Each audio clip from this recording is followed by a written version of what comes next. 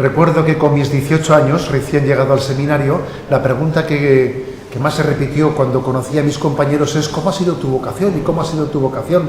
Tenía verdadera curiosidad en conocer cómo había sido la vocación de los demás, y al escucharles llegué a la conclusión de que la historia de cada uno es única e irrepetible.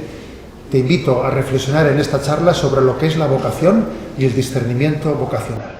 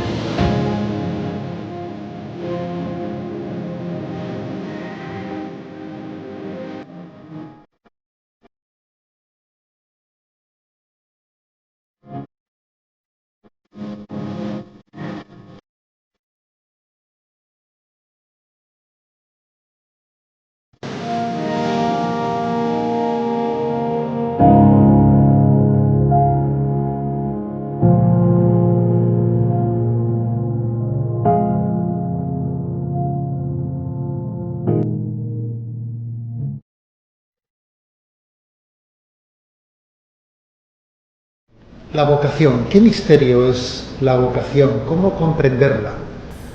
La vocación está totalmente ligada al plan personal que Dios tiene para cada uno de nosotros. Dios no solo nos ha creado y nos ha lanzado a la existencia. Dios no es el Dios relojero. ¿A qué me refiero con el Dios relojero? Pues supongo que el relojero que hizo que este reloj de muñeca que llevo conmigo, no sé si sería suizo, de dónde sería, pero él fabricó el reloj y cuando lo vendió se desentendió de él y él ya no sabe dónde está. No sé si esa la forma en la que Dios nos ha creado. Dios no solo nos ha creado, sino que tiene para cada uno de nosotros un plan único y irrepetible y nos acompaña en nuestra vida. Hablar de la vocación es hablar de que Dios nos quiere de una manera personalizada. ¿Sí? Dios tiene un plan para cada uno de nosotros que tenemos que descubrir. No inventar, no, descubrir. A mí me suele gustar distinguir la palabra descubrir e inventar. Los cristianos somos descubridores, que no inventores. Porque un inventor pues, es capaz de sacar de la nada, de su intelecto, algo que no existía, se lo ha inventado él. Pero un descubridor, sin embargo, lo que hace es sacar a la luz lo que estaba escondido. Hablar de la vocación es ser un descubridor, no un inventor. ¿Qué quiere Dios de mí? ¿Qué ha pensado el Señor para mí? Tal vez no estamos muy acostumbrados en nuestra oración a hacerle esta pregunta al Señor. Señor, ¿qué has pensado para mí? ¿Cuál es tu designio de salvación? ¿Dónde me quieres? ¿En qué lugar concreto quieres que yo preste mi servicio? Por lo tanto, creo que la llamada vocacional, en el fondo, es lo mismo que la llamada a la santidad. No son dos llamadas distintas, es una sola y se descubren mutuamente, se descubren al mismo tiempo. ¿De qué manera puedes tú hacer un discernimiento vocacional? Tómate en serio tu vida de santidad. Y por cierto, no tengas miedo a lo que Dios pueda querer de ti. Porque creo que el peor de los discernimientos vocacionales es aquel que comienza con un cierto miedo de preguntarle a Dios, no vaya a ser que me diga lo que yo no quiero escuchar. Pero es que si conocieses a Dios, te darías cuenta de que cualquier cosa que Dios desee para ti va a ser tu felicidad. Dios te quiere a ti mucho mejor de lo que tú te quieres a ti mismo, sin duda.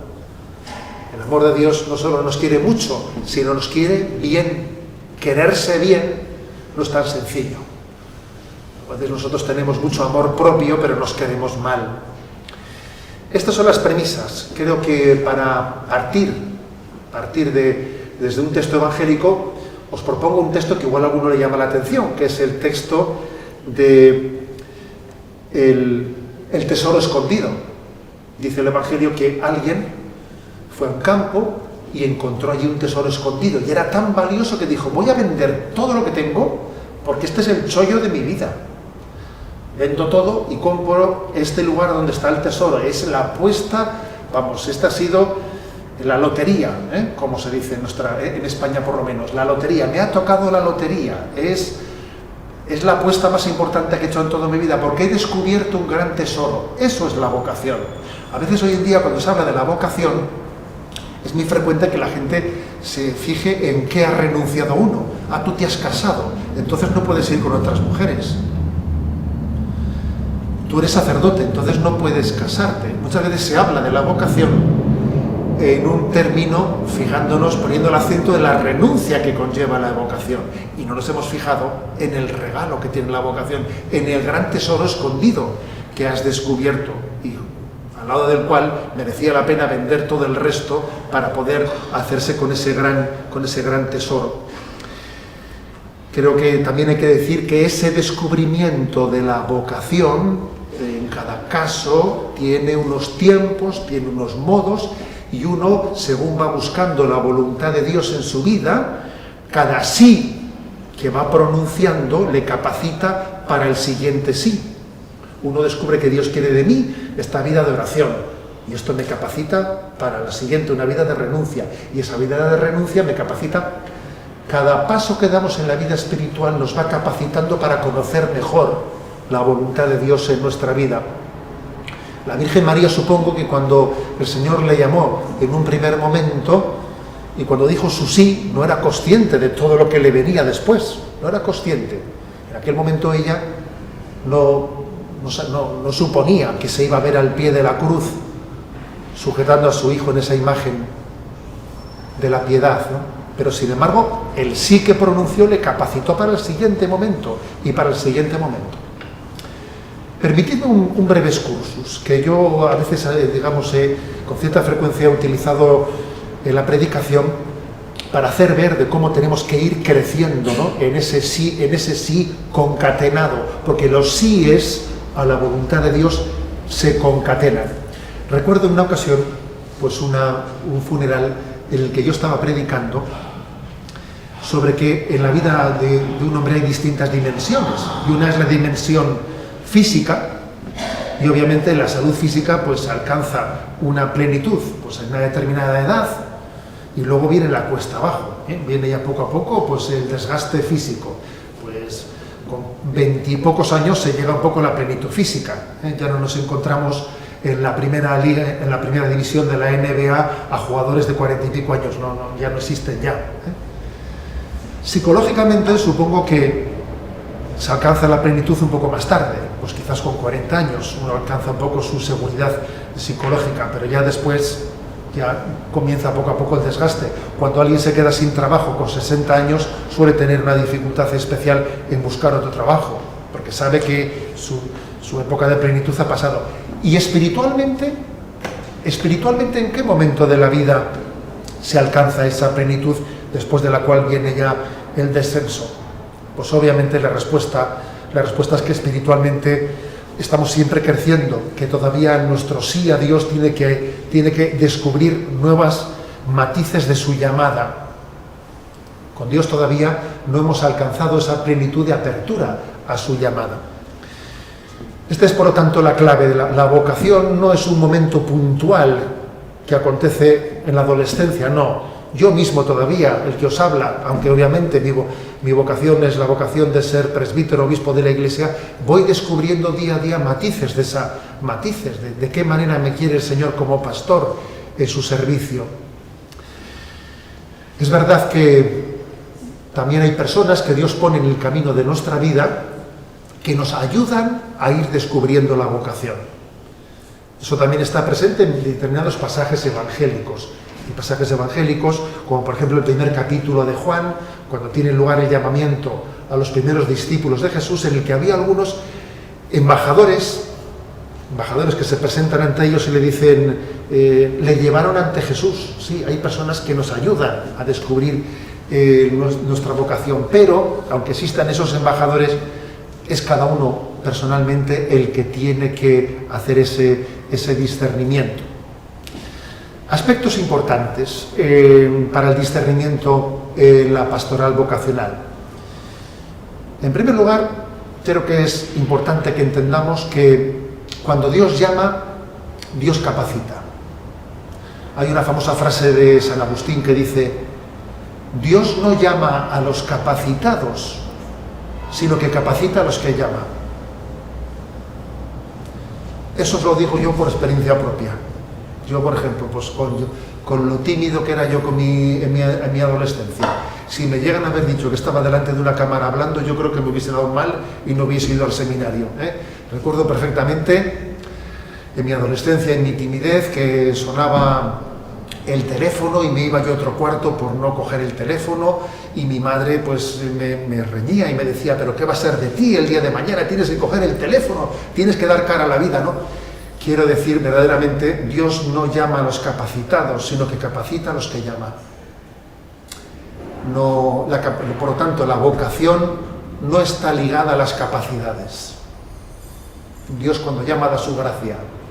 Es verdad que también la Iglesia tendrá que discernir, y para eso la Iglesia tiene un ministerio de discernimiento sobre determinadas cualidades y sobre determinadas cualidades, pero para eso están los procesos de discernimiento, para eso están los noviciados, para eso están las preparaciones al sacramento del matrimonio, para eso está el seminario. En principio, cuando uno percibe la llamada de Dios, toca el momento de decir sí y de confiar, como se dice popularmente, y de tirarse a la piscina, si es necesario. Algunas particularidades en el discernimiento vocacional. Obviamente hay una diferencia bastante clara entre la llamada al matrimonio y a la vida consagrada, en la manera de discernirlas, porque la llamada al matrimonio se discierne de una manera primera por la propia atracción del enamoramiento, a diferencia de la vida consagrada. No quiere decir que un llamado a la vida consagrada no pueda también a veces tener que discernir que Jesucristo le está llamando a la vida consagrada, a pesar de que igual ha tenido un enamoramiento con una mujer o con un hombre. Eso es posible.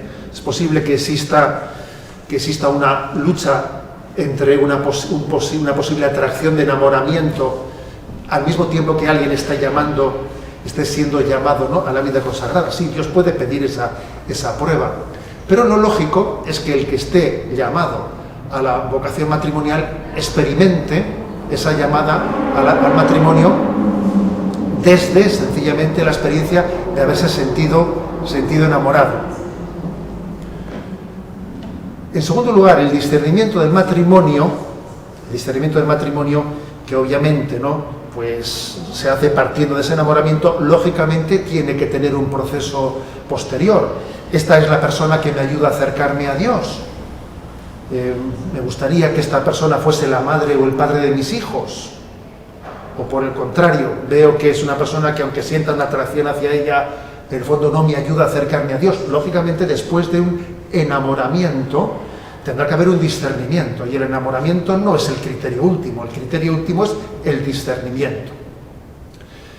Ahora bien, me centro en el discernimiento de la llamada a la vida consagrada. A veces uno se encuentra con vocaciones a la vida consagrada, al sacerdocio, a la vida religiosa, que han sentido desde la más tierna infancia, desde que eran pequeñitos, han sentido la llamada a consagrarse.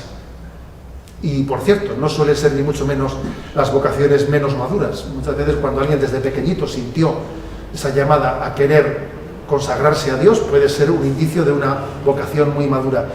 Pero, por influjo del ambiente, cada vez tenemos en la Iglesia más vocaciones tardías, de discernimiento tardío, que obviamente, tienen que tener pues un discernimiento más complejo que el que pudo tener alguien desde su infancia.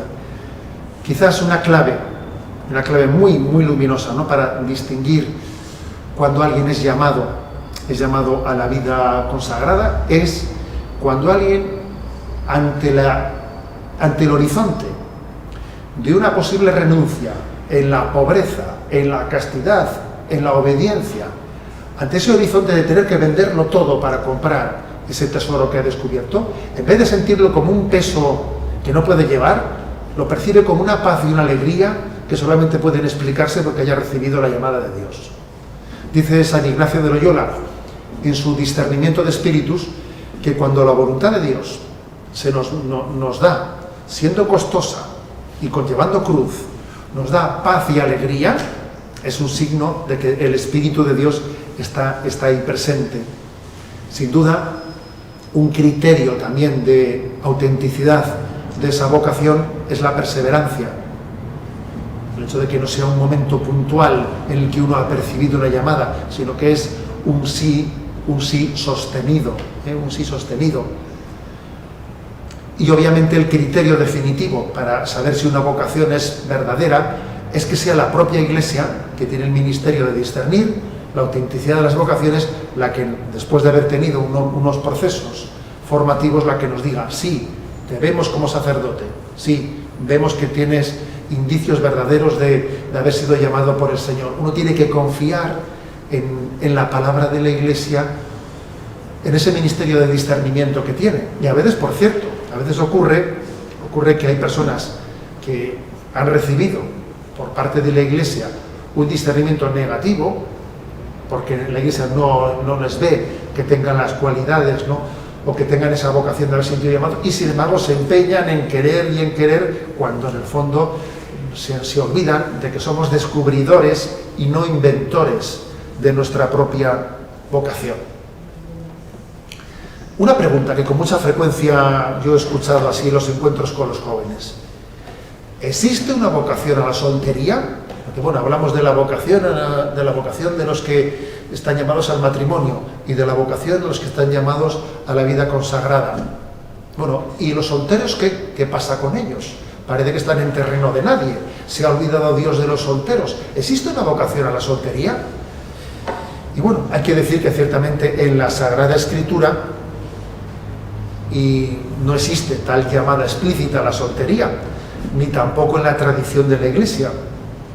No se trata de que alguien pueda decir: yo he discernido, pues en mi oración con el Señor, he discernido que el Señor me quiere soltero y por lo tanto me niego a la posibilidad del matrimonio y me niego a la posibilidad de la vida consagrada. No, tal discernimiento no existe, no es ese el camino. Sin embargo, siendo eso verdad, sí es cierto de que por el discernimiento práctico hay muchas personas que descubren que Dios quiere de ellos la soltería, porque van descubriendo la voluntad de Dios en una aceptación confiada y gozosa de la realidad. Porque fijaros, hay mucha mayor seguridad. Creo que lo que voy a decir es muy importante. Hay mucha mayor seguridad de estar abrazando la voluntad de Dios cuando en realidad yo estoy aceptándola, que cuando yo estoy eligiéndola. En la elección uno se puede equivocar, pero en la aceptación hay una seguridad de estar encontrándonos con la voluntad de Dios.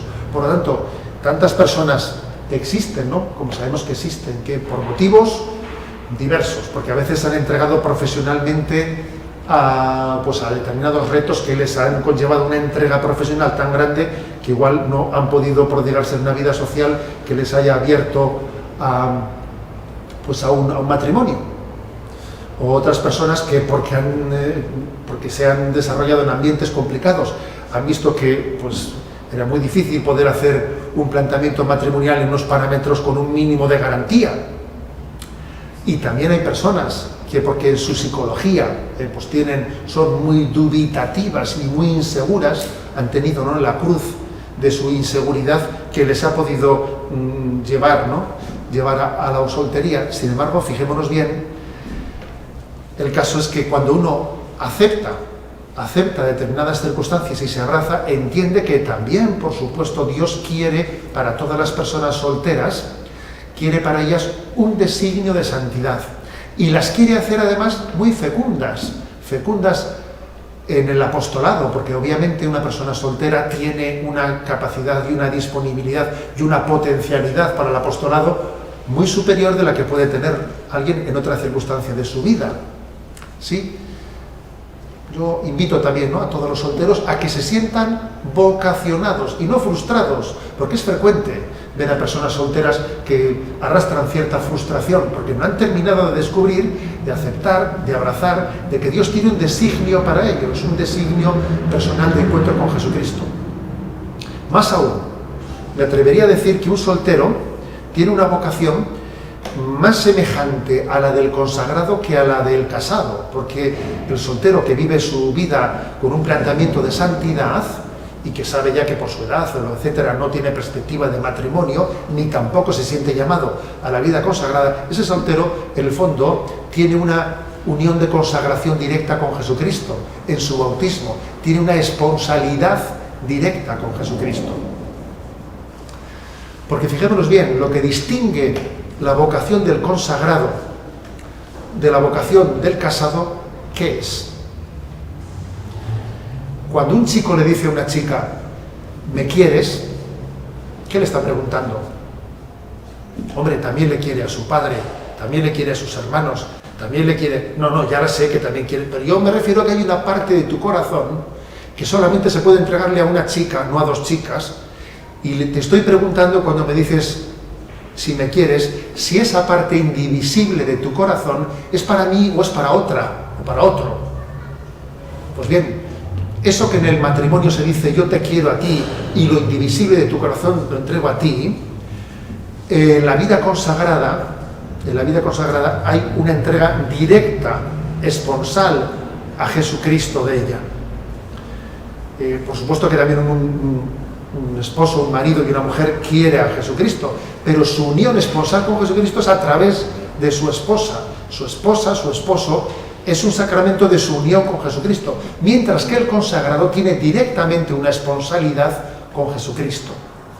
Por eso, el consagrado está adelantando a esta vida lo que será la vida eterna, donde la vida eterna no serán marido y mujer, sino seremos todos, estaremos unidos esponsalmente con Dios. Fijémonos pues que la vida consagrada nos está a todos recordando que estamos llamados a la unión eterna esponsal con Dios para siempre, a que nuestro corazón sea de Jesús, que seamos de Jesucristo para la vida del mundo. Y obviamente también aquellos bautizados solteros, aunque no sea a través de una consagración pues sacramental o de votos en la vida de la Iglesia, también están llamados esos solteros no casados y no consagrados formalmente a vivir su consagración con Jesucristo para siempre. En definitiva, seamos santos, entreguémonos plenamente a buscar la voluntad de Dios en nuestra vida. ¿Quieres saber qué quiere Dios de ti? Sé santo, lucha por la santidad. Tienes plena certeza de que Dios quiere de ti que seas santo. Él te ha elegido para que seas santo y irreprochable ante Él por el amor. En la medida que respondas a esa llamada, irás descubriendo qué caminos, qué puertas, por qué caminos concretos Dios quiere que realices esa llamada a la santidad. Déjate acompañar. Creo que también existe algo que se llama el discernimiento vocacional. Y uno no suele ser un buen consejero para sí mismo, eso también hay que decirlo. Os puedo decir yo mismo por mi experiencia que la vida ministerial, a mí, pues el Señor, hay muchísimas personas que le piden consejo a un obispo. ¿Me podía usted aconsejar en esto? ¿Me podía aconsejar en lo otro? Y sin embargo os puedo decir que hacia mí mismo no tengo esa luz para autoaconsejarme. No es así. Dios ha querido que todos necesitemos un acompañamiento para ser aconsejados. El don de consejo no es lo mismo que ser autosuficiente, no. Dios muchas veces nos da luz para aconsejar a otro. Y el otro posiblemente sea el que tenga que aconsejarte a ti. Luego yo me atrevería a deciros que para discernir nuestra vocación también necesitamos ser acompañados. El primer consejo es buscar la santidad. El segundo es dejarnos aconsejar. El tercer consejo es valorar todas las vocaciones. Suele ser muy mal signo que alguno valore unas vocaciones y las otras no las valore. Por ejemplo, Recuerdo que en una ocasión alguien me dijo, yo estimo mucho, valoro mucho la vocación de los misioneros, pero sin embargo las monjas de clausura me parece que su vida es absurda, están perdiendo el tiempo metidas dentro de unas paredes, ¿no? Y yo le dije, pues te voy a dar una mala noticia. Tú no solo no entiendes las monjas de clausura, tampoco entiendes a los misioneros, porque las vocaciones o se entienden todas como parte de ese cuerpo místico de Cristo o no se entiende ninguna. Todas las vocaciones se están mutuamente iluminando, ¿no? Y os puedo decir que a un consagrado le resulta de gran estímulo ver a una familia con vocación de santidad. Cuando ve que unos padres entregan toda su vida a sus hijos, que no tienen un metro cuadrado para ellos, ni un minuto para ellos, que toda su vida está totalmente entregada a los hijos, el consagrado entiende que él no puede tener un planteamiento de vida cómoda, ¿no? Tengo que entregar totalmente mi vida a Dios. Y supongo que cuando ese matrimonio conoce a un sacerdote enamorado de Jesucristo, entiende que ese sacerdote o esa religiosa con un corazón plenamente esponsal unido a Jesucristo le está recordando que esa unión que él tiene con su esposa y con su esposa es un sacramento de la unión con Jesucristo. Las vocaciones se iluminan mutuamente. Aunque no sea la nuestra, toda vocación es iluminadora de nuestro camino. En definitiva, la Iglesia es una gran familia y el Señor nos quiere a todos unidos, conformando una gran sinfonía. Sí, esto es una gran sinfonía, la de todas las vocaciones, pero en esa gran sinfonía a cada uno de nosotros nos tocará también descubrir nuestro lugar dentro de esa pequeña orquesta. Y el Señor no juega al escondite, te revelará, si buscas con sinceridad, te irá descubriendo cuál es el camino que ha pensado para ti.